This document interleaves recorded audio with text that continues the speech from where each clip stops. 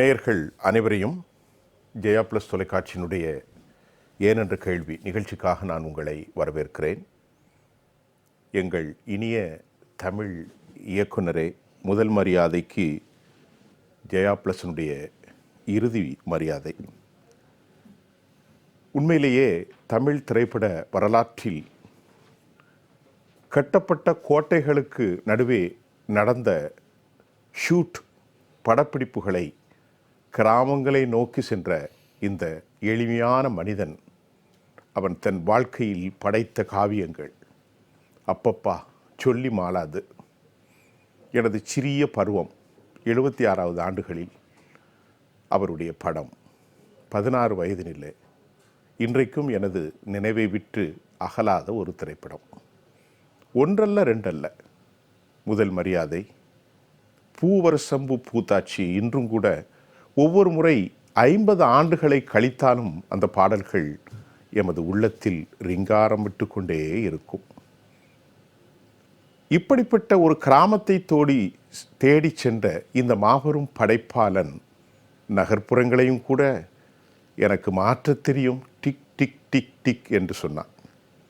சகோதர சகோதரியினுடைய அந்த பாச பிணைப்பு கிழக்கு சீமையிலே ஒரு சமூகத்தினுடைய வாழ்க்கை முறைகளை சிறப்பான முறையில் படம் பிடித்து காட்டிய இயற்கை படைப்பாளனை இன்று இயற்கை தன்னோடு அரவணைத்து கொண்டது.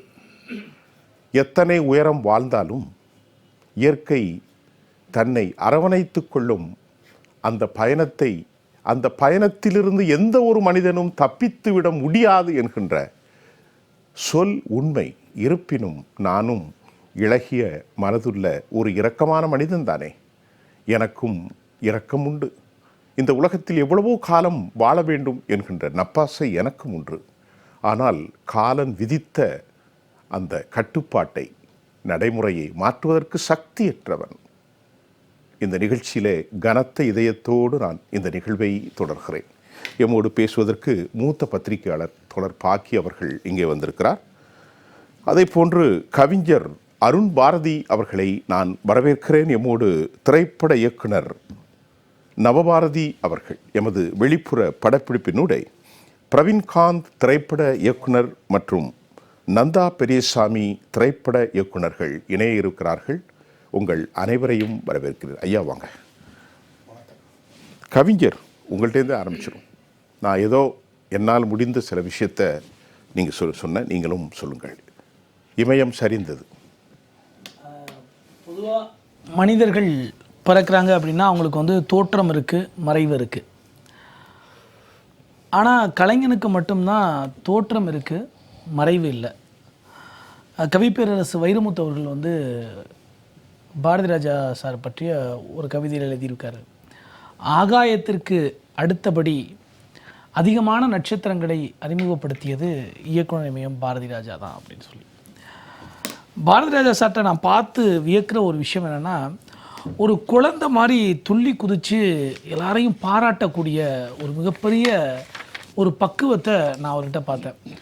பொதுவாக சாதாரண மேடை பேச்சாளர்கள், பட்டிமன்ற பேச்சாளர்கள் கூட ஒருத்தர் பேசுனதை இன்னொருத்தர் பாராட்டாமல் கடந்து போகக்கூடிய காலகட்டத்தில் ஒரு சினிமாவில் வந்து ஒரு கலைஞன் ஒரு விஷயம் பண்ணிட்டான் அப்படின்னா வந்து அவனை உச்சி முகர்ந்து தூக்கி கொண்டாடக்கூடிய ஒரு குழந்தை போன்ற ஒரு மனதை வந்து நான் பாரதி ராஜா சார்ட்ட தான் நான் பார்த்தேன். நான் வந்து முதல்ல அள்ளி நகரத்தில் அவரை நான் சந்தித்தேன். நேரில் சந்தித்தது. நான் திரைப்படத்துறைக்கு வருவதற்கே அவர் தான் ரொம்ப காரணமாக இருந்தார். நான் +2 படிக்கும்போது பப்ளிக் எக்ஸாம் முடிச்சுட்டு இப்போ சினிமாவுக்கு போகலாம் அப்படின்ட்டு ஒரு ஆசை வரும்போது, அப்போல்லாம் இந்த ஃபோனு இதெல்லாம் கிடையாது, எஸ்டிடி பூத் இருக்கும். அப்போ அந்த எஸ்டிடி பூத்தில் ஒரு ரூமில் உட்காந்துட்டு நான் இந்த மாதிரி கால் பண்ணுறேன். அப்போ அன்றைக்கி கால் பண்ணும்போது பாரதி ராஜா சார் ஆஃபீஸ்லேருந்து லேண்ட்லைன் எடுக்கிறாங்க. அப்போ லேண்ட்லைன் நம்பர் தானே. அப்போது அன்றைக்கி உதவியாளர்கள் யாரும் இல்லை, அவரே எடுத்தார். என்னுடைய டைமாக என்னன்னு தெரில. அப்போ வணக்கம் அப்படின்னு அந்த அவருக்கே உரித்தான அந்த கரகரப்பான குரலில் சொல்கிறாரு. இப்போ வணக்கம் சார் அப்படின்றேன் நான். யார், என்ன வேணும் அப்படின்றாரு. இல்லை பாரதி ராஜா சார். பாரதி ராஜா தான் பேசுகிறேன், சொல்லுங்கள் அப்படின்றாரு. சார் எனக்கு நானும் தேனி தான், உத்தமபாளையம், நம்ம சொந்த ஊர் தானே, நம்மளை எப்படியாவது அங்கீகரிச்சிருவார் அப்படின்ட்டு படிக்கிற வயசுலேயே தேனி உத்தமபாளையம் சார், சினிமாவுக்கு வரணும். சினிமாவுக்கா என்ன பண்ணுறீங்க? இந்த மாதிரி படிச்சிட்ருக்கேன். என்ன தெரியும் உங்களுக்கு? சார் நான் கவிதையெல்லாம் எழுதுவேன் சார். கவிதைக்கும் சினிமாவுக்கும் என்ன ஏன் சம்மந்தம் அப்படிங்கிறாரு. சார் இல்லை. அப்புறம் நான் ஏதோ ஒரு ஆர்வத்தில் இல்லை சினிமாங்கிறது இந்த கரை, கவிதைங்கிறது அந்த கரை, பாட்டு தான் இணைப்பு தரை அப்படின்னு என்னமோ சொல்கிறேன். என்ன அப்புறம் அவருக்கு ஏதோ நான் பேசிட்டு இருந்தாலும் பிடிச்சி போச்சு. சரி சென்னை வந்தால் பாரு அப்படின்னு சொல்லிட்டு போயிட்டார்.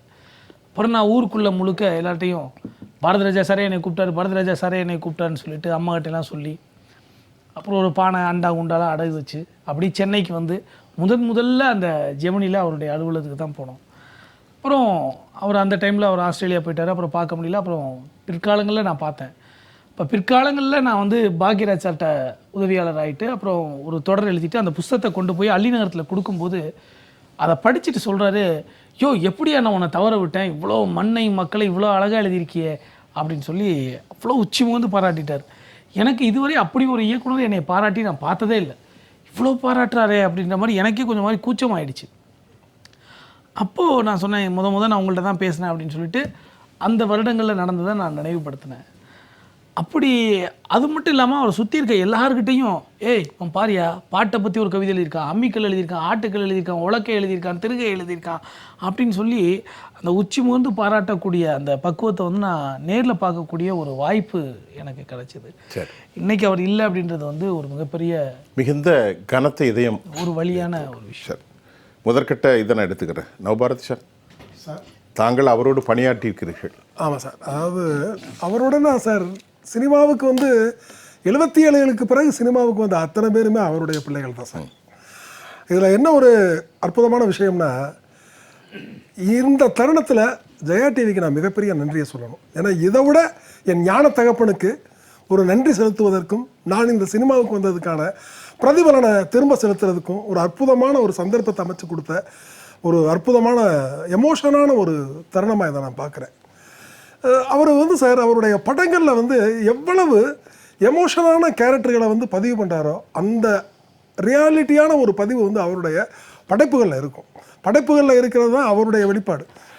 ஒவ்வொரு படத்தை வந்து உருவாக்குறப்போ வந்து அவர் வந்து தன்னை வந்து ஒரு முதல் படத்துடைய இயக்குனராகவும் தான் ஒரு புட்டனா கனகட்டையும் ஜெகநாதன்ட்டையும் அசிஸ்டன்ட் டைரக்டராக ஒர்க் பண்ண அந்த காலகட்டத்தில் இருந்த அதே இதோடு தான் இருப்பார். தான் தமிழ் சினிமாவில் ஒரு 1000க்கு மேற்பட்ட இயக்குனர்கள் 77க்கு பிறகு வந்து தமிழ் சினிமா வந்து இருந்த அதுக்கு முந்தைய பாதைக்கும் 77க்கு பிறகு ஏற்பட்ட ஒரு பாதைக்கும் வந்து பார்த்திங்கன்னா அப்படியே ஒரு விஸ்தாரமான ஒரு பாதை. இன்றைக்கி வந்த மணிரத்னம் ஆகட்டும், அதற்கு பிறகு வந்து லோகேஷ் கனகராஜ் ஆகட்டும், இவங்க எல்லாமே வந்து அந்த சாலைகளை செப்பனிட்டு இருந்தாலும் ஒரு மண் சாலையாக இருந்த ஒரு சினிமாவை அவர் மட்டும்தான் சார் ராஜபாட்டையாக மாற்றினார். அப்படி ஒரு படைப்புகளின் மூலமாக வந்து இந்த நிமிடம் அவர் வாழ்ந்துகிட்டு இருக்கார். அவருடைய மரணங்கிறது என்னை பொறுத்தவரை இன்றைக்கி நான் போனேன், சிவாஜி எப்படி வந்து தூங்குறப்போ வந்து நடிக்கிறது மாதிரி வந்து அவர் வந்து இருக்கிறாருன்னு சொன்னாங்களோ அதே மாதிரி அவர் தூங்குகிற விஷயம் கூட வந்து எனக்கு தெரிய வந்து அந்த மாதிரி தான் இருந்ததே ஒழிய இறந்துட்டார் அப்படின்னு என்னால் நம்பவே முடியலை சார். ஒரு ரொம்ப எமோஷனான ஒரு தருணத்தை நான் கடந்து வந்த ஒரு ஃபீலில் இருக்கேன். கலைஞனுக்கு வந்து எப்போயுமே வந்து மரணம் இல்லை. நண்பர் சொன்னது மாதிரி வந்து கலைஞர் மட்டும்தான் சரஸ்வதியால் ஆசீர்வதிக்கப்பட்ட ஆகரிக்கப்பட்ட படைப்பாளன் வந்து எப்போவுமே வந்து காலத்தால் வாழ்ந்து கொண்டு இருப்பான். அது வந்து எல்லா காலத்துக்கும் பொருந்தக்கூடிய ஒரு விஷயம் சார். சினிமாவில் அவரால் உருவாக்கப்பட்ட பாரதி ராஜாவுக்கு பிறகு வந்து அத்தனை சினிமாக்காரர்களுக்கும் அவர் தான் சார் இனிஷியல். எங்களுக்கெல்லாம் வந்து அப்பா அம்மான்னு ஒவ்வொருத்தருக்கும் தனித்தனி உடலுக்கும் உயிருக்கும் உருவத்துக்கும் வந்து வேறு தகப்பன் தாய் இருக்கலாம். ஆனால் சினிமா அப்படின்னு வந்துட்டால் தமிழ்நாட்டில் ஒவ்வொரு இளைஞர்களுக்கும் அன்றைய காலகட்டத்தில் புறப்பட்ட இளைஞர்களுக்கும் பாரதி ராஜா மட்டும்தான் தகப்பன். அந்த ஆலமரத்துக்கு கீழே நின்று வேடிக்கை பார்த்து ஆச்சரியப்பட்டு அதில் குருவிக்கூடு கட்டணும்னு ஆசைப்பட்டு அந்த ஆலமரத்தையே வந்து தங்களுடைய போதி மரமாக நினச்சி செதுக்கி செதுக்கி செதுக்கி செதுக்கி ஒவ்வொரு உதவி இயக்குனரும் வந்து இயக்குனராகி பறக்கணும்னு ஆசைப்பட்டதற்கு முதல் வித்திட்ட மனிதன் வந்து என் ஞான தகப்பன் பாரதி ராஜா தான். அவருக்கு இந்த நிகழ்ச்சியின் மூலமாக நான் அஞ்சலியெல்லாம் செலுத்த மாட்டேன், நன்றி சொல்கிறேன் சார். இதுதான் என்னோட எமோஷனலான ஒரு அவருக்கான ஒரு அற்புதமான ஒரு இதாக நான் ஃபீல் பண்ணுறேன். தொடர்பாக்கி உங்களுடைய கருத்தை பதிவு செய்யுங்கள். நான் திரையுலகத்தில் ரொம்ப பரிச்சயம் இல்லாதவன், அதுவும் குறிப்பாக நண்பர்களை போல திரைப்பட இயக்குனர் இமயம் அவரோட பழகினவன் இல்லை. இமயமலையை பார்த்துருக்கிறது, இந்த இமயலோடு பெருங்கி பழக்கலை. ஒரு முறை அறிமுகமானதோடு சரி, பத்திரிகையாளனாக அறிமுகமானதோடு சரி. அவருக்கு என்னாலான அஞ்சலியை செலுத்த கவிதையாக எழுதியிருக்கிறேன். அனுமதி கொடுத்து பண்ணலாம். உங்களுடைய ஒரு காலத்தில் வெள்ளித்திரைகள் புராண கதைகளை பொழிந்தன, வசனங்களை வழங்கின, ஆடல்களாய் மிளிர்ந்தன, பாடல்களாய் இசைத்தன. ஆனால் நீ ஒருவன்தான் பாரதி ராஜாவே, நீ ஒருவன்தான் திரையின் மூலம் மண்வாசத்தை பரப்பினாய். எட்டயபுரத்து சின்னசாமி பாரதியை பெற்றெடுத்தார். எட்டயபுரத்தில் சின்னசாமி பாரதியார் பெற்றெடுத்தார். பாரதி என்ற பாரதியாரை பெற்றெடுத்தார். அல்லிநகர சின்னசாமியே பாரதியாக தன்னை உருவாக்கி கொண்டார். மண்ணில் கட்டடம் கட்டலாம், மாளிகையாகும். மண்ணில் குழந்தைகளுக்கு பொம்மைகள் செய்யலாம். மண்ணில் பானைகள் உருவாக்கலாம். மண்ணை திரையுலக ஆக்கிய ஒரே கலைஞன், மகத்தான கலைஞன் பாரதி ராஜா. படப்பிடிப்பு தளங்களில் சிறைப்பட்டிருந்த சினிமாவை மணல்மேட்டில், கடலோரத்தில், காட்டு மரங்களிடையே ஓடைகளில் உலவச் செய்தவன் ஒரு மகா கலைஞனாக உருவானார். திரைக்கதை பாடல் காதில் இசைக்கும், திரைக்கதை வசனம் நெஞ்சில் இனிக்கும், திரைப்படத்துறையை மண்ணில் கறந்தாய். நீ படைப்பாளி அல்ல, படைப்பாளிகளை பெற்றெடுத்தவன். பாக்யராஜ், மணிவண்ணன், மனோபாலா, ரங்கராஜ், லீனா மணிமேகலை என எத்தனையோ அற்புதமான இயக்குநர்களை உருவாக்கினான். எத்தனையோ நட்சத்திரங்களையும் தயாரித்தாய். எழுதுபதிகளில் எழுதத் தொடங்கிய கவிஞர்களும் படைப்பாளர்களும் பாரதி ராஜா என்ற ஆலமரம்தான் புகலிடம். எழுபதுகளில் பிறந்த எழுதத் தொடங்கிய கவிஞர்களும் படைப்பாளர்களுக்கும் பாரதி ராஜா என்ற ஆலமரம்தான். இமயமலை உறைந்து போய் பார்த்திருக்கிறேன், நான் இமயமலை பார்த்துருக்கேன். ஆனால் ஒரு இமயமே ஐஸ் பெட்டிக்குள் உறைந்தது என்று தான் நான் இன்றைய தருணம் அது. பாலச்சந்தரே, இயக்குனர் சிகர் பாலச்சந்தரே, உன் காலில் விழத் தோன்றுகிறது என்று சொன்ன ஒரு மகத்தான கலைஞனாக இருக்கிறார். இந்த நேரத்தில் ஒரு 2 யோசனை தமிழக அரசுக்கு. தமிழகத்தில் ஒரு அதிர்ஷ்டம் என்னென்னா, கலையுலகத்தை சேர்ந்தவர்கள் தான் முதலமைச்சராக இருந்திருக்காங்க. பேரறிஞர்னா வசனம் எழுதினார், கலைஞர் கருணாநிதி வசனம் எழுதினார், புரட்சி தலைவர் திரைப்படத்தில் கொடிகட்டி பறந்தார். இன்றைய முதலமைச்சராக இருக்கிற விஜயும் திரைப்படத்தில் கொடிகட்டி பறப்பார். அவருக்கு ஒரு யோசனை சொல்கிறேன், 2 யோசனைகள். ஒன்று, திரைப்பட கல்லூரியில் பாரதி ராஜாவுக்கு ஒரு சிலை எழுப்ப வேண்டும். புதிய இயக்குநர்களை உற்சாகப்படுத்துகிற, ஊக்கப்படுத்துகிற வகையில் பாரதி ராஜா பெயரில் ஒரு விருதுகளை நிறுவ வேண்டும் என்ற யோசனை சொல்கிறேன். என்னுடைய நெஞ்சார்ந்த நஞ்சலி. அவர் திரையுலகத்தில் பழகுகிற பேர் எனக்கு கிடைக்கல. மிகச்சிறந்த, ஆனால் அவருடைய எல்லா படங்களையும் ரசிகனாக என்ற முறையில் 16 வயதில் கிழக்கே போகும் ரயிலை பிடிச்சிட்டு வர்றவங்களுக்கெல்லாம் ஆலமரமாக இருந்த பாரதி ராஜாவுக்கு என் நெஞ்சார்ந்த அஞ்சலியை செலுத்திக் கொள்கிறேன். முதற்கண்ணை எடுத்துக்கொள்கிறேன். திரைப்பட இயக்குனர் நந்தா பெரியசாமி. நந்தா பெரியசாமி சார், நான் ஸ்டூடியோவிலேருந்து ஜெயா ப்ளஸ் தொலைக்காட்சியிலேருந்து பேசுகிறேன். இன்றைக்கு இமயம் சாய்ந்திருக்கிறது திரைப்படத்துறையில். தங்களுடைய ஆழமான கருத்தை பதிவு செய்யுங்கள் நந்தா. எல்லோருக்கும் வணக்கம். ரொம்ப ரொம்ப ரொம்ப தர்ம சங்கடமான சூழலை நம்ம சந்திக்கிறோம். என்ன ஒரு துரதிருஷ்டமான விஷயம்னா, நான் படத்துக்காக லொக்கேஷன் பார்க்குறேன். திருப்பூர் ஸ்கூல்ல பார்த்துட்டு இருக்கப்பதான் அந்த செய்தி வந்தது. மலர் அடிச்சுட்டு இப்ப வந்துட்டு இருக்கேன், சென்னை நோக்கி வந்துட்டு இருக்கிறேன். ஆனா தேனிக்கு தான் ஐயாவுடைய பூத உடல் எடுத்துட்டு போறாங்க. அங்க போறதுக்கு முயற்சி பண்றேன். உங்க எல்லாருக்குமே இயக்குனர் இமயத்தை நம்ம இயக்குனரா சந்திச்சிருக்கிறோம். ஆனா என்னோட பாக்கியம், அவரை நான் நடிகரா பார்த்திருக்கிறேன். என்னுடைய திருமாணிக்கம் படத்துல நம்ம எல்லாரையும் நெகிழ வைத்து ஒரு இயல்பான ஒரு ஏழை பெரியவரை நடிச்சு நம்ம அத்தனை பேர் மனசுலையும் கொள்ளை கொண்டவர் தான் ஐயா. ஒரு கிட்டத்தட்ட 1 வாரம் அவரோட நான் பணியாற்றினேன். ரொம்ப ரொம்ப ரொம்ப ரொம்ப குழப்பமா இருப்பாரு, பதட்டமா இருப்பாரு. என்னால இந்த டேக்கும் கூடாது, என்னால டைம் வேஸ்ட் ஆகக்கூடாது. மொத்த டயலாக்கையும் வாங்கி படத்துல சின்ன சின்ன டயலாக் தான், ஆனா அதுக்கு அவர் ஏன்னா ஆடியோல ரெக்கார்ட் பண்ணி அந்த கார்ல இருந்து ஸ்பாட்டுக்கு வர நேரத்துல அந்த ஆடியோல கேட்டுக்கிட்டே வருவாரு. கேட்டுட்டே அவருக்கு அவ்வளவு தள்ளாத வயதுலயுமே முக்கியமான ஒரு காட்சி வரும். அவருடைய வீடு மலை பிரதேசத்துல இருக்கும். நவபாரதி, இப்போ ஒரு இயக்குனர் நீங்கள் அருண் பாரதிட்ட கேட்கலாம், நம்ம 2 பேருமே பேசுவோம். இப்போ அவருக்கு ஒரு அஞ்சலி செலுத்தியிருக்கிறோம். பல கேரக்டர்களை கோடம்பாக்கத்திலோ அல்லது வடபழனியிலோ அல்லது சாலிகிராமத்திலோ பிரசாந்த் ஸ்டுடியோ, விஜயவாகினி, ஏவிஎம் இங்கே தான் நடக்கும். 76களுக்கு பின்பு இந்த கவிஞன், இந்த கலைஞன் இந்த கேமராவை தூக்கி கொண்டு வயல்வெளிகளுக்கு ஓடுகிறான். அங்கே பிறக்கிறாள் சப்பானி, மயிலு, ஜெனிஃபர் டீச்சர் கடலோரத்தில் பாடுகிறார். ஒரு இயக்குனராக இந்த மாபெரும் மனிதனுடைய படைப்புகள் எத்தனை உண்டு? அதில் உங்களை கவர்ந்தது ஒன்றை சொல்ல முடியும்? அவருடைய படங்கள் எல்லா காலத்திலையுமே ரொம்ப அல்டிமேட் அப்படின்னு சொன்னோம்னா 16 வயதுலேயே தான் அல்டிமேட். அது அது வந்து ஒரு, ஏன்னா நீங்கள் ஒரு இயக்குனர், உங்களுக்கு தெரியும் அது. ஆமாம், ஏன்னா அந்த படம் தான் சார் வந்து ஒரு இளைஞர் பட்டாளத்தையே, அதாவது 76, 77 காலகட்டங்களில், 77, 78 காலகட்டங்களில் பரீட்சை முடித்த உடனே வந்து எல்லா பேரண்ட்ஸுக்குமே வந்து தன்னோட பிள்ளை வந்து ஏதாவது ஒரு அரசியல் உலகத்துக்கு போகணும்னு ஆசைப்படலை.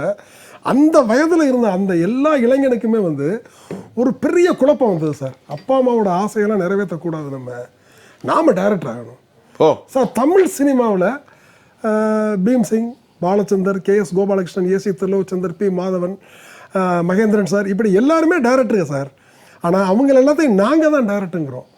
மக்களோட பார்வையில் அவங்கெல்லாம் வந்து ரொம்ப சராசரி சாமானிய மக்கள் வந்து அவன் படம் நல்லா இருந்துச்சு, இவன் படம் நல்லா இருந்துச்சுன்னு தான் இயல்பாக பேசுவாங்க.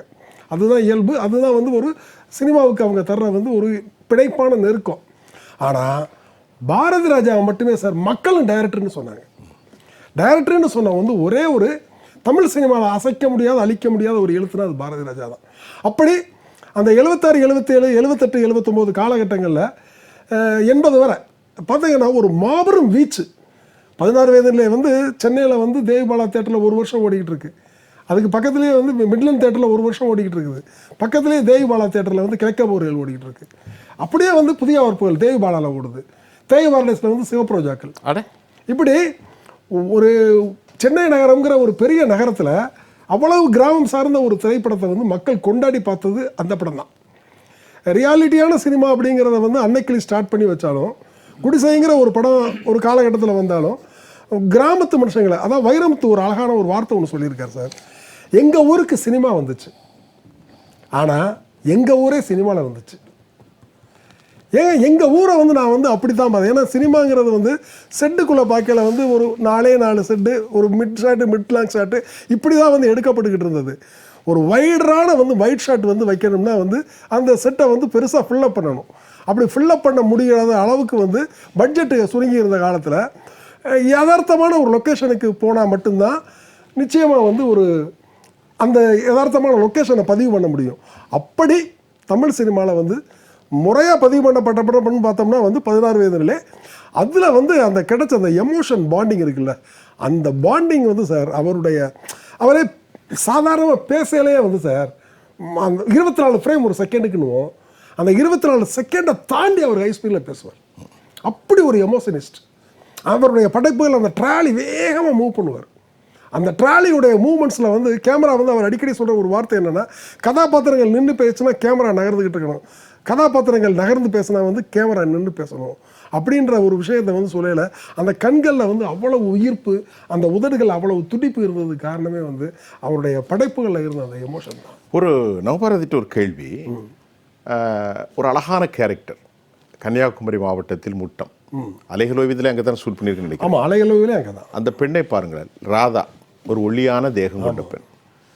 மற்றொருவர் ஒரு சாஸ்திர சம்பிரங்கள் பிராமணர், மேரி விச்சு. அந்த கேரக்டர் நீங்க இப்போ நினைவுபடுத்தி பாருங்க. ஐயோ, மேரியும் விச்சும் வந்து அதான் மதங்களுக்கு அப்பாற்பட்டு அன்னைக்கு ஏற்படுத்தப்பட்ட மிகப்பெரிய ஒரு புரட்சி அப்படின்னு சொன்னோம்னா வந்து அந்த மேரி விச்சு கதாபாத்திரம் தான்.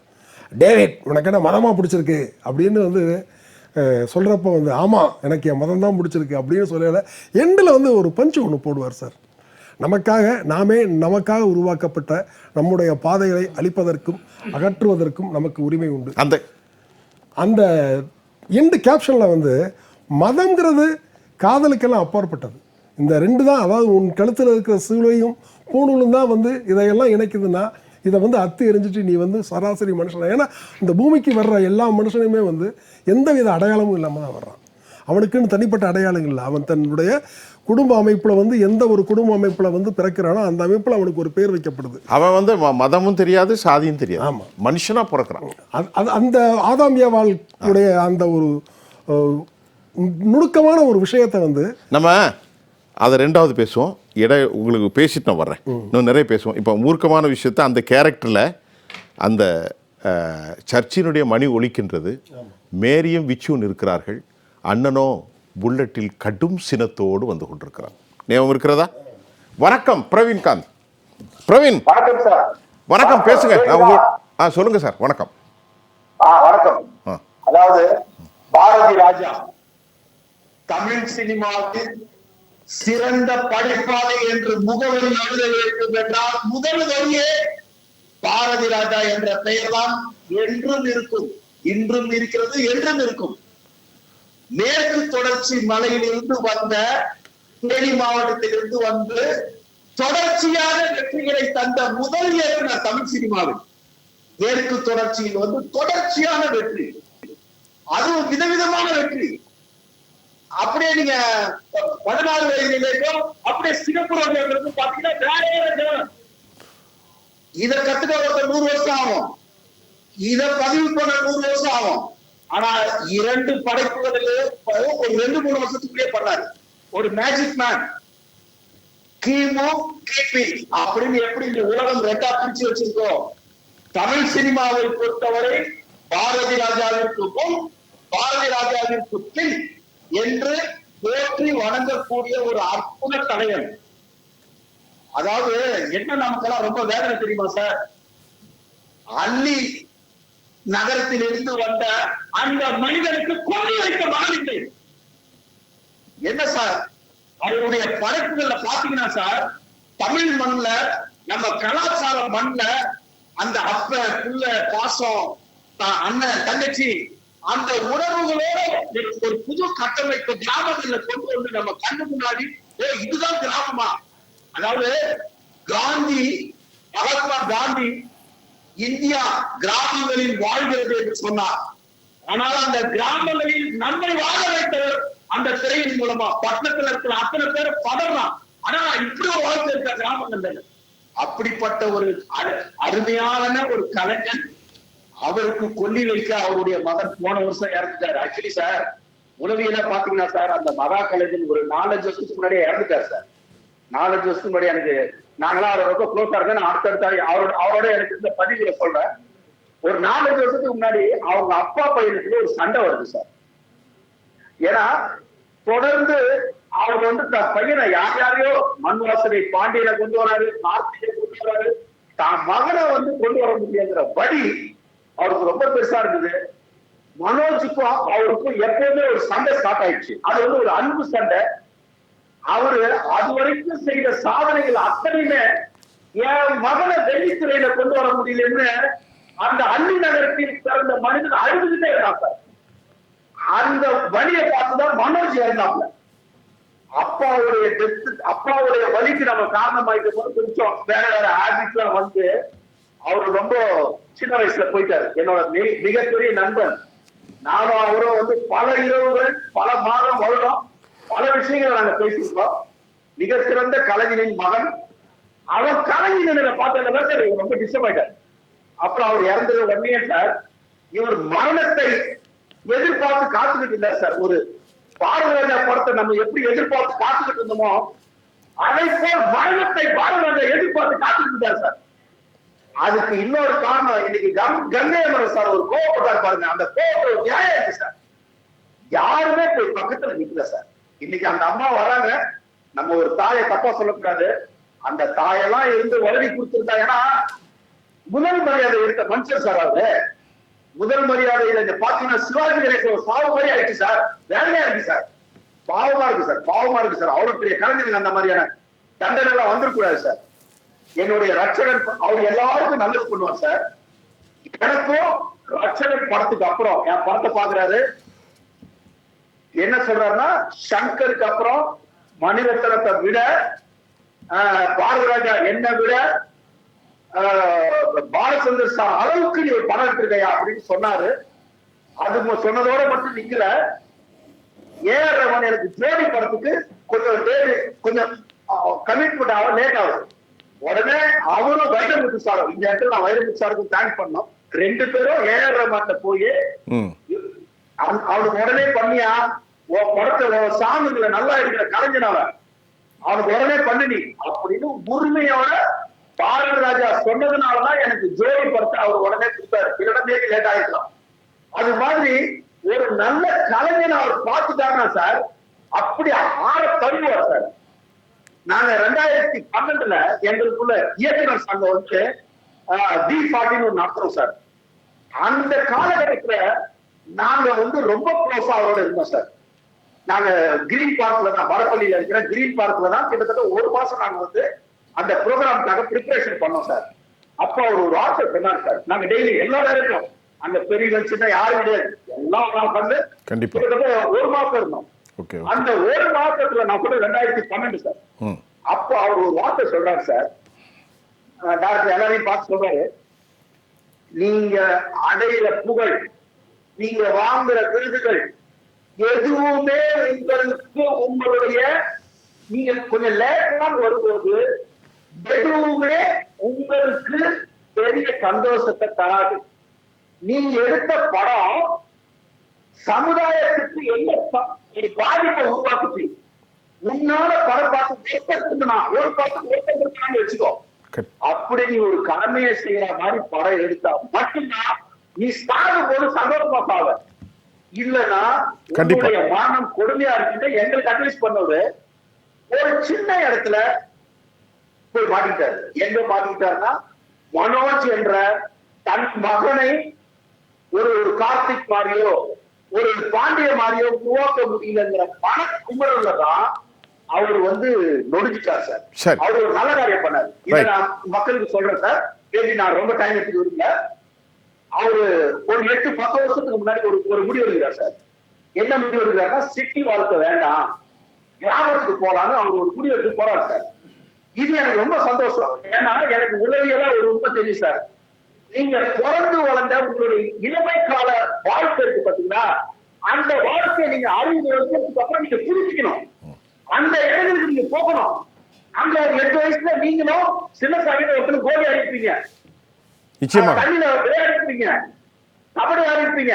அந்த நினைவுகள் இப்ப உங்களுக்கு திருப்பி வரும்போது என்ன ஆகும்னா சார், உங்களுடைய உடல் திருப்பி அந்த பழைய 8 வயசுக்கு போயிடும். நீங்க திருப்பி எனர்ஜி ஆயிடுவீங்க. அதை அவர் யார் சொல்லி அவர் போனாருன்னு தெரியல, கரெக்டா போயிட்டாரு. நான் நினைச்சேன், ஆஹா டேரக்டர் யாரோ அட்வைஸ் பண்ணி டேரக்டர் பழையபடி வில்லேஜுக்கு போயிட்டாருப்பா. வில்லேஜ்லயே அவர் இருந்தாருனா சார், இருந்தா 20 வருஷம் சந்தோஷமா இருப்பாரு. ஏன்னா அவர் கிராமங்கள் அவரை மேய்ச்சவர். ஆனால் அன்பார்ச்சுனேட்லி அவருக்குள் எது ஒரு பிரச்சனையா உருவாச்சுன்னா மகனை உருவாக்க முடியலையே என்ற மகனுக்கும் எப்படி பாசப்பிணைப்பான படங்களை எடுத்த பாரதி ராஜா பாசத்தாலே மாட்டிட்டாரு. மகனுக்கு செய்ய முடியங்கிற வலி வேதனை அதோட சினிமா வார்த்தைகளை ஏதோ விட்டாரு. அவரு ஐயோ அப்பாவுக்கு நம்ம தண்டனை கொடுக்கணும் அவரு டிஸ்டர்ப் ஆகி அவரு இருந்து ஒரு நம்மளுடைய வாழ்க்கையை பதிவு செய்த மகா கலைஞரின் வாழ்க்கை நாம ஒன்ன பதிவு பண்ணிக்கணும் சார். எது மேலேயும் பற்று வைக்காதீங்க, பேசுவோம் சார். எது நடக்குதோ அது நல்லதுதான் அப்படின்னு நீங்க பற்று இல்லாமல் நீங்க உங்களுக்கு கொடுக்கப்பட்ட இந்த உலகத்தை ரசிக்கணும். எப்படி அவர் கேமரா எடுத்து போகும்போது நான் கண்ணனை எடுத்து செல்லவில்லை, கேமரா எடுத்து போல கண்ணன் எடுத்து போறாரு. நம் கண்ணன் தான் கண்ணன். அந்த கண்ணன் மூலமாக இறைவன் தந்த இந்த இயற்கையை நீங்க 60 வயசுக்கு மேல ரசிக்கணும். நீங்க உங்களுடைய வாழ்க்கை இப்படி இருக்கு அப்படி இருக்கு போட்டா போட்டி போட்டுட்டீங்கன்னா அவ்வளவு சொத்து சுகம் இருந்தோம், அவ்வளவு புகழ் இருந்தாலும் சிங்கங்க. எம்ஜிஆர் முன்னாடி எம்ஜிஆருக்கு ரொம்ப பிடிச்சது பாங்க சார். தொடர்ந்து பேசுவோம் சொல்லிட்டு முடிச்சுக்கிறேன் சார். அருண் பாரதி பாகிஸ்தான், நான் உங்கள்கிட்ட 2வது வரேன். ஒரு திரைப்பட கலைஞர் நீங்கள், ஒரு கவிஞர் என்றால் அதற்கு பல படைப்புகள் உண்டு. கவி என்பது ஏதோ அர்த்தமற்றதல்ல, உணர்வுகளினுடைய பிரதிபலிப்பு, எண்ண ஓட்டங்களில் வெளிப்படுதல். பலருக்கு அது பொய்யாக இருக்கும், சில நேரத்தில் அது பொய்மைகள். ஆனால் வலிகளும் ஆனந்தமும் உள்ளே இருக்கக்கூடிய உள்ள கிடக்கின் வெளிப்பாடு தான். இந்த நேரத்தில் நீங்கள் என்ன சொல்ல விரும்புகிறீர்கள்? அவருடைய படைப்புகளை பற்றி பேசலாம். அவருடைய இயக்குனர் தன்மைகள் எவ்வளவு இருக்கிறது? டைரக்டர் பற்றி பேசினா நிறைய எமோட்டாக தான் ஆவேன். ஏன்னா கொஞ்ச நாள் பழகுனா கூட அவர்கிட்ட நெருங்கி பழகக்கூடிய சில வாய்ப்புகள்லாம் கிடைச்சிது. எனக்கு அதை தாண்டி ஒரு படைப்பாளனா அவர்கிட்ட நான் சின்ன வயசுலேருந்தே என்னென்னா, நானும் வந்து மேற்கு தொடர்ச்சி மலையினுடைய அடிவாரத்தில் பிறந்ததுனால இயல்பாகவே எனக்கு அவர் மேலே ஒரு ஊர் பாசம் உண்டு. நாங்கள் பள்ளி நாட்கள் எல்லாம் போகும்போது இயக்குனராக வந்து அள்ளிநகரத்துலேருந்து பாரதி ராஜாவும், இசையமைப்பாளராக பண்ணைப்புறத்துலேருந்து இளையராஜாவும், கவிஞராக வடுகப்பட்டியிலேருந்து வைரமுத்துவும் வந்திருக்காங்க அப்படின்லாம் சொல்லியே எங்களை நாங்கள் வளர்த்தாங்க. அதை கேட்டு நம்ம வளர்ந்தோம். அதனால தான் நமக்கு வந்து கலை மீதான ஒரு பெரிய ஆர்வம் ஏற்பட்டது. சென்னை வந்த உடனே அவங்கள தான் போய் பார்க்கணும் அப்படின்னு சொல்லி நம்ம முயற்சி பண்ணோம். அப்போது நம்ம மண்ணை சேர்ந்தவர் அப்படிங்கிறத தாண்டி அவர்கிட்ட எனக்கு என்ன ரொம்ப பிடிச்சது அப்படின்னா, அவர் தான் வந்து முதல்ல வந்து திரைப்பட மொழியை வந்து மாற்றி அமைத்தவர் வந்து அவர் தான். அதுக்கு முன்னாடியெல்லாம் வந்து நம்ம இப்போ எம்ஜிஆர், சிவாஜி சார் காலகட்டத்திலலாம் ஒரு பெரிய கோட்டு சூட்டு போட்டவங்க தான் ஹீரோ, அம்மாவை மதிக்கிறவங்க தான் ஹீரோ, இப்படிலாம் நம்ம பார்த்துக்கிட்டு இருக்கும்போது கோட்டு சூட்டு போட்டவன் மட்டும் ஹீரோ இல்லை, கோமணம் கட்டினவனும் ஹீரோ அப்படின்றத வந்து முதல்ல திரையில் காமிச்ச ஒரு பாரதி ராஜா சார் தான். நீங்கள் கற்பனை பண்ணி பாருங்களேன், அது எந்த கேரக்டர்னு சொல்லுங்களேன். 16 வயது நிலையில் கமல் சாரில் மக்களுக்கு 16 வயது நிலையில் கமல் சார் வந்து ஒரு கோமணம் கட்டிட்டு போகிறவரை வந்து யாராவது ஒரு பொண்ணு வந்து விரும்ப முடியுமா? யோசிச்சு பாருங்களேன். அதை வந்து ஒரு ஹீரோவாக திரைப்படத்தை வச்சு அந்த படத்தை ஒரு சக்ஸஸ் பண்ணுறதுக்கு எவ்வளோ பெரிய தில்லும் தரானியும் வேணும், ஒரு படைப்பு மேலே எவ்வளோ பெரிய ஒரு நம்பிக்கை வேணும் அவருக்கு. அதை பேசுகிற நீங்கள் 2 பேருக்கு தான் அந்த தகுதி. அது பாக்கி சார் வந்து ஒரு பத்திரிகையாளர். அது வந்து ஒரு விஷயம் பார்த்தீங்கன்னா, நீங்கள் பேசுங்கள்.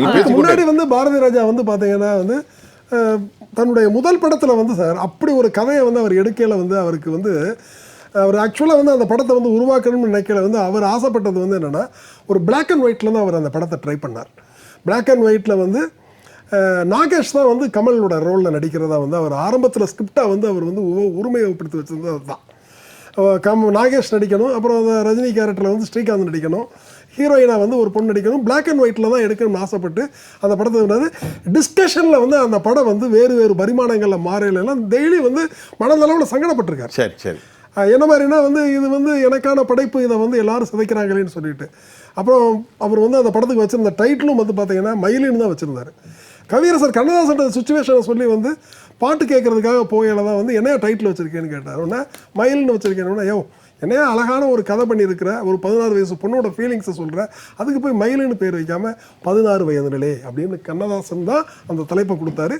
அது வந்து தியேட்டரில் வந்து ஸ்க்ரீனில் வந்து பார்க்குறப்ப அந்த படத்துக்கு முதல்ல பேர் மயிலு. இப்போ அது கூட கண்ணதாசன் 16 வயதுலேன்னு ஒரு அற்புதமான தலைப்பு வை. அந்த பொண்ணுடைய உணர்வுகள், அவளுடைய வாழ்வியல் எல்லாவற்றையும் நீ வந்து சொல்கிறது மாதிரி அந்த தலைப்புலேயே வந்து ஒரு உயிரோட்டம் இருக்கணுமேனு சொன்னோம்னா நாகேஷுடைய கதாபாத்திரம் வந்து கமலஹாசனாக மாறிச்சு.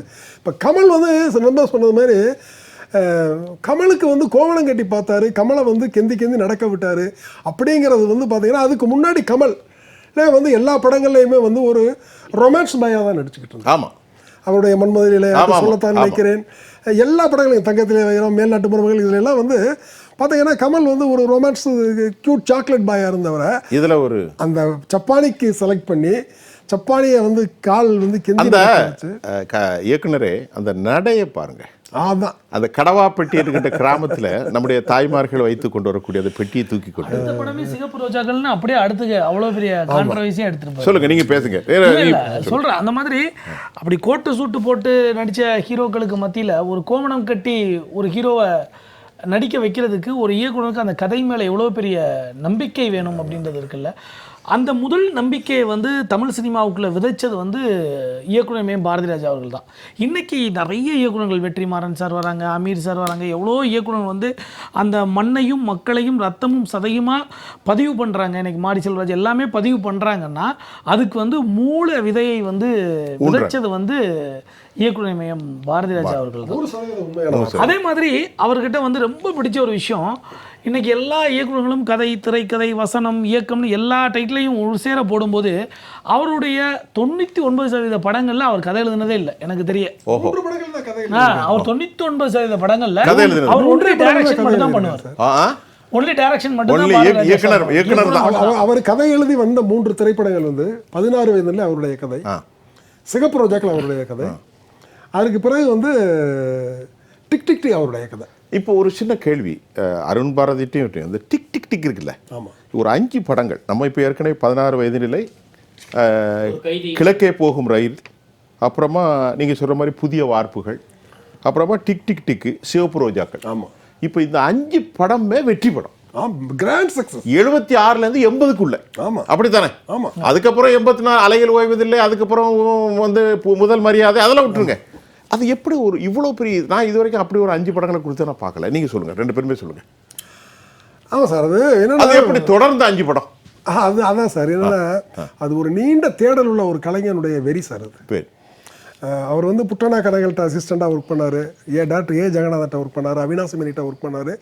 ஒரு அதாவது அந்த நாட்களில் 60, 70களில் வந்து அவர் வந்து திரைப்படத்துறைக்கு வந்திருக்காரு. அவர் புட்டனா கதைகள்கிட்ட வந்து டீச்சர் அம்மா, சுடரும் சூறாவளியும், தபால்காரன் தங்கை போன்ற படங்களில் ஒர்க் பண்ணியிருக்காரு.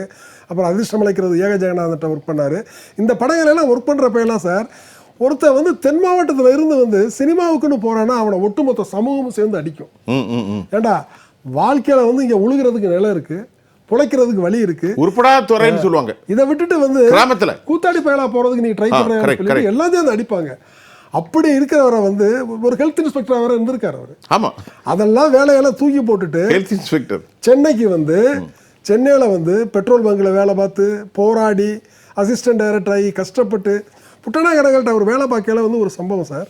புட்டனா கடைகள்கிட்ட வந்து அது அவரே சொன்னது. நாங்கள் இந்த D40 பிரவீன் காந்தி ஞாபகப்படுத்துன மாதிரி D40 வந்து 2010 நடந்துச்சு. அந்த நடந்த ஃபங்க்ஷனில் கிடைச்ச பெரிய ஃபண்டு தான் வந்து எங்களுடைய இயக்குனர் சங்கத்தையே வந்து உருவாக்கி இன்னைக்கு எங்களுக்குன்னு ஒரு தனி கட்டடத்தை உருவாக்கி கொடுத்து அவருடைய எல்லாமே வந்து அவரால் உருவானது சார். சரி, நாங்கள் அவரால் உருவானவர்கள். சரி, எங்களுடைய இயக்குனர் சங்கம் அவரால் உருவானது. எல்லாம் அவரால் உருவானது, நாங்கள் அவரால் உருவானோம். பாக்கி அது இப்போ 2 திரைப்பட கலைஞர்கள் சொன்ன, அடுத்து நம்ம அருண் பாரதிட்ட போகிறோம். நீங்க சொல்லுங்க, ஒரு பத்திரிகையாளர். திரைப்படத்தில் எனக்கு ரொம்ப பிடிச்சது ஓப்பனிங்கும் எண்டும் இருக்குல்ல. நான் எல்லா படத்தையும் நான் வரிசைப்படுத்தி கூட சொல்ல முடியும். 16 வயது நிலை, கிழக்கே போகும் ரயில், சிகப்பு ரோஜாக்கள், நிறமாறாத பூக்கள். நிறமாறாத பூக்கள் அவர் இல்ல, மகேந்திரன். நிறமாறாத பூக்கள் அவர்தே. அப்போ விஜயனும் ரத்தியும் நடிச்ச விஜயன். கல்லுக்குள்ளி ரமஞ்சி, அப்புறம் நிழல்கள் 1980 கவியரசு வைரமுத்து அறிமுகப்படுத்தினார். நிழல்களை அந்த மேல் தாழ்வாரத்திலிருந்து கீழே பார்க்குற அழகு, அது அழகு இல்லை. என்ன சொல்ல வர, நாங்கள் எதுவும் தப்பாக பேச முடியாது, இயக்குனர் பக்கத்திலே இருக்கார். என்ன சொல்ல வரேன்னா, ஓப்பனிங் என் பாசத்துக்குரிய தமிழ் மக்களை சொல்கிற அந்த கை கூப்புறது கேட்சியாக இருக்கும்.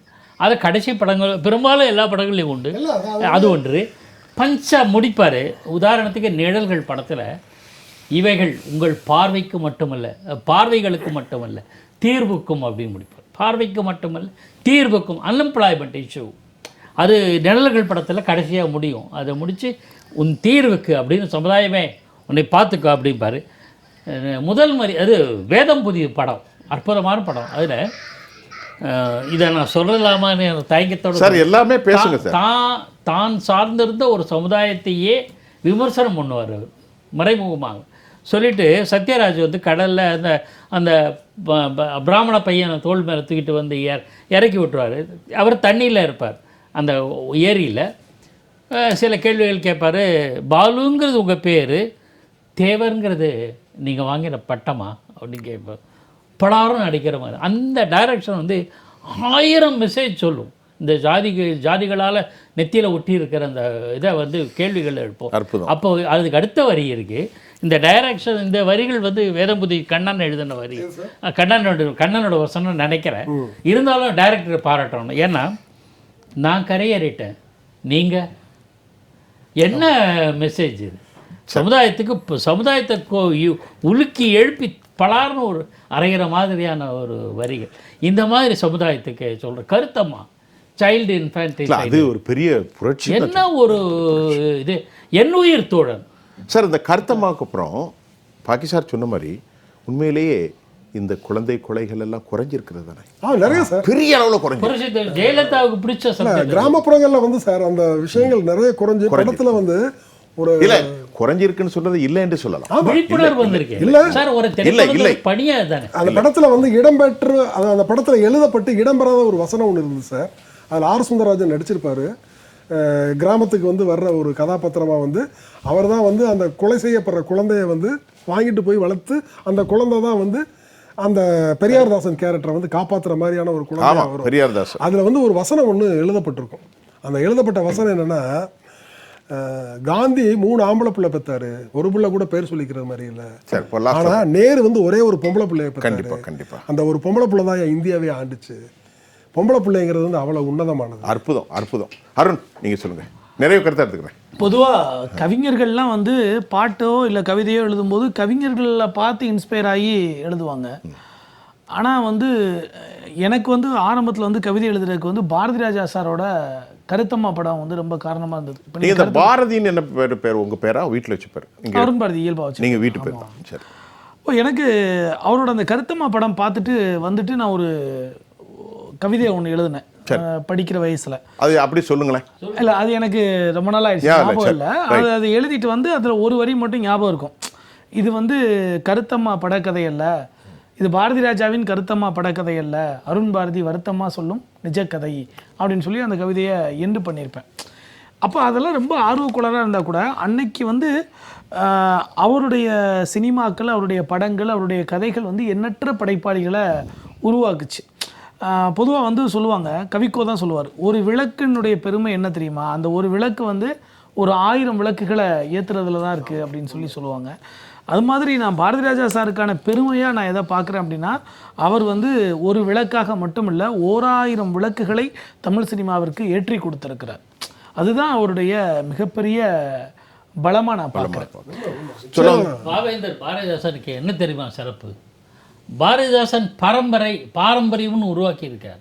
ஏகப்பட்ட பேர், நான் 80களில் 70களில் எழுத்துத்துறைக்கு வந்தபோது கவியரங்குகளில் கலந்து கொண்ட போது குறைஞ்சபட்சம் 2-3 பேர் ஆற்றாளரசு, ஈரோடு தமிழன், நான் பாவேந்தர் பாரதிதாசன் கிட்ட பயிற்சி. ஸோ ஏராளமான கவிஞர்களை உருவாக்கியவர் பாவேந்தர் பாரதிதாசன். கண்டிப்பாக. அதே போல் ஏராளமான இயக்குநர்களை உருவாக்கியவர் பாரதி ராஜா. ஒருத்தர் பாரதிதாசன், இன்னொருவர் பாரதி ராஜா.